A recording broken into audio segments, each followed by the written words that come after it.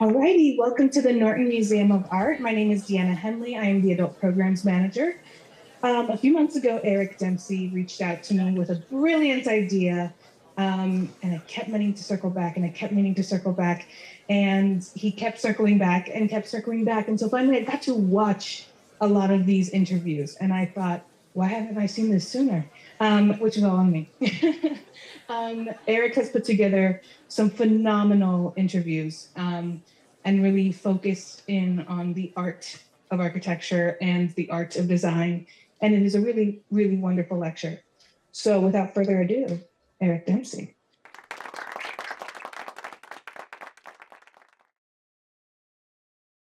Strongly that architecture is also an art. Travel makes the world a better place, and there is a ton that architects can learn from our fellow artists. The theme of tonight is about finding your direction. For me, that phrase is both professional and immensely personal. And as architects, direction is at the heart of what we do. We're asked to have a crystal clear vision of the path forward, but also the agility to travel and navigate the challenges that inevitably arise along the way. Clients and collaborators look to us not just for drawings, but for leadership. Our creative agency and the way we chart a course through uncertainty is what turns ideas into reality. The image that you see on the screen is a very inspiring painting to me. It's Winslow Homer's The Gulf Stream. It shows a lone figure adrift in the ocean, surrounded by sharks and facing an uncertain horizon. The image was masterfully painted in 1899. Note the depth of plane, the dramatic foreshortening of the man, the boat, the sharks, and the waves. These abstracted forms carry a whimsical quality, revealing the maturity of Homer's style that was refined over his lifetime of work. I don't believe it's any coincidence that Homer created this image. He was fixated with this image in particular for more than a decade. He painted many versions of the scene over and over for more than 10 years. The final Gulf Stream painting is a culmination of this effort. Interestingly, Homer was the opposite of the man in the boat.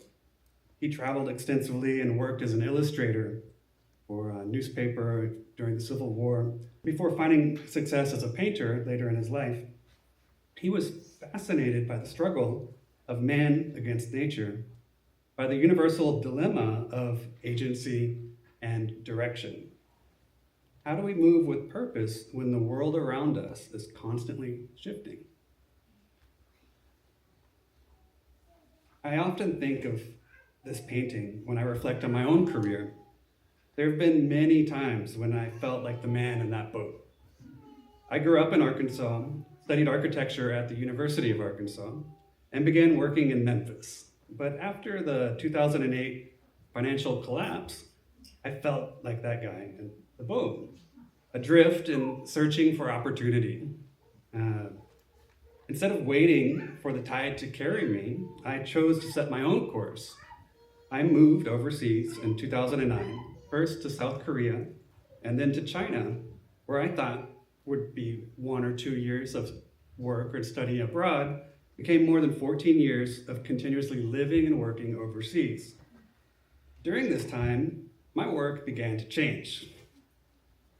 The difference in the image on the left were one of my early jobs working in Memphis in a cubicle, and the image on the right, climbing a mountain together with my colleagues doing some team building. Those years reshaped me and my work, not just as an architect, but also as a person.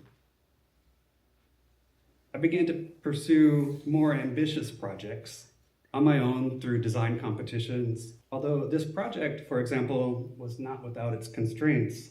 It was within the 2 silos of this old glass factory in Shenzhen. It's an old industrial building, a former glass factory with 2 massive silos. This became the design brief. The space was zoned and divided according to a sequence of events. I looked to friends around me for feedback and inspiration. One of the speakers tonight gave me some interesting ideas. I learned that inspiration doesn't always come from within our own field. It comes from artists, designers, and thinkers that you cross paths with along the way. Here you can see the programming of the spaces, which we imbued with sensational qualities via immersive digital experiences.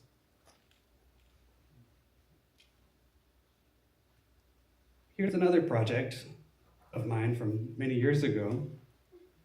This was in Jackson County, Mississippi, right on the Gulf Coast, hurricane-prone area, very flood-prone area. And it was built in the wake of Hurricane Katrina. I worked on this early in my career, together with a much older architect at JBHM. It's a hurricane-resilient facility that was funded by a federal grant. This is another interesting project that I worked on many, many years ago in Memphis, together with a previous employer. I learned that small businesses can pursue government projects. Throughout my career, I've been learning.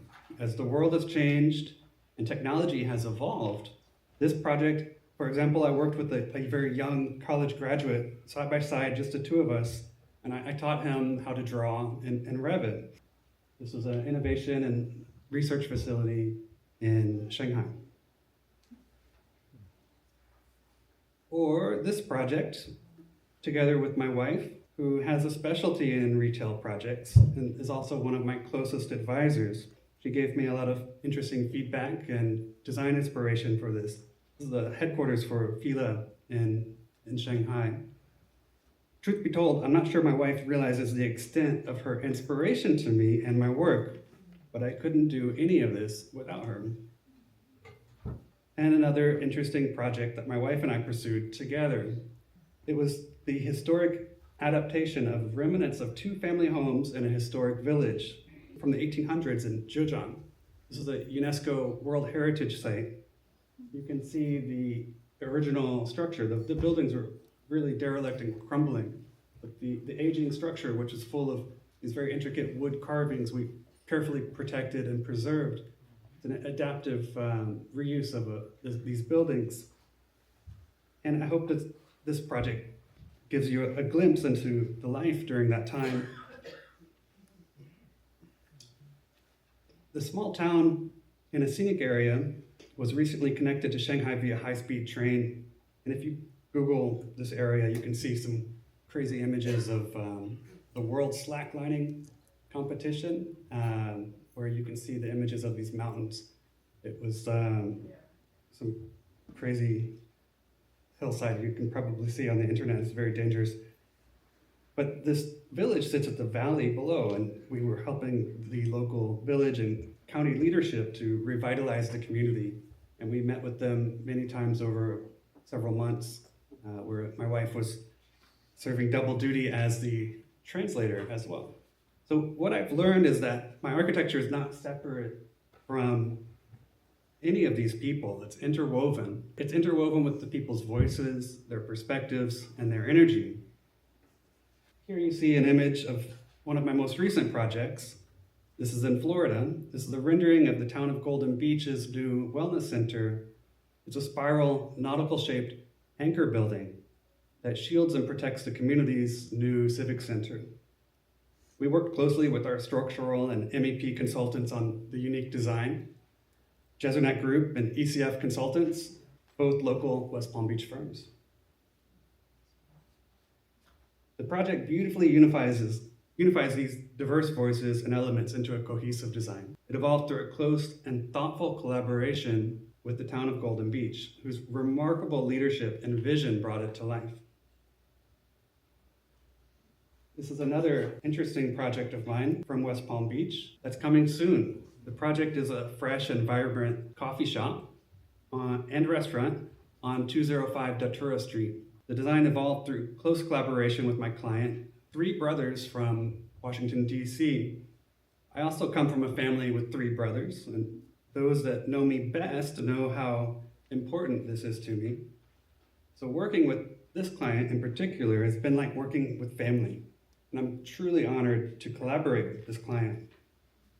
So that's what tonight is all about. I'm the kind of architect who travels, listens, and learns, and whose creative compass is shaped by those that I encounter. So how do you find your direction? Back to the theme of the night. I've interviewed 5 of my favorite people from around the world, and I asked them all the same question: how do you find your direction? It might sound like a simple question at first, but it's not an easy question to answer. Questions of identity, purpose, and meaning. Why do we do the things that we do? Why do we build the way that we build? It's totally unclear. So I've asked each of them to also identify an artist that has influenced them. And each story that you will see, it's pre-recorded content we're about to play, represents a thread of how they orient their creative work. And they're a part of my own compass, and I hope that you'll find their stories as inspiring as I have. As far as anyone here tonight who may also feel like that lone figure adrift in the boat, please know that you too can navigate with creativity, and that art and design can help carry you across oceans. These are the 5 presenters who we have ready to present their work. And our journey will travel all around the world. We're going to begin and end in Shanghai, which was the city that I called home for many, many years. It was a place of intensity, motion, and possibility. And through the voices of these 5 remarkable individuals, from Shanghai to Bangkok, to Ukraine, Milan, Tokyo, and then back to Shanghai, I hope you'll see a small glimpse into the splendor of the world that we all call home. Because finding your direction is not about walking a straight line. It's about crossing paths, drawing from others, and choosing your own course with intention.